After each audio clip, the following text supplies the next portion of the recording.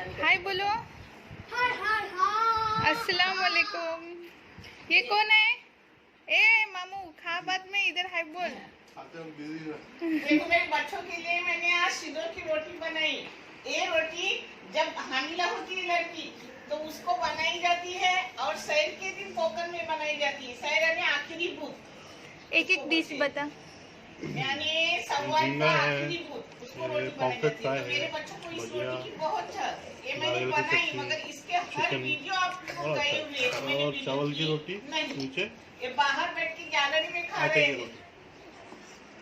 हुसैन, दानिश और मोहम्मद तीनों खा रहे।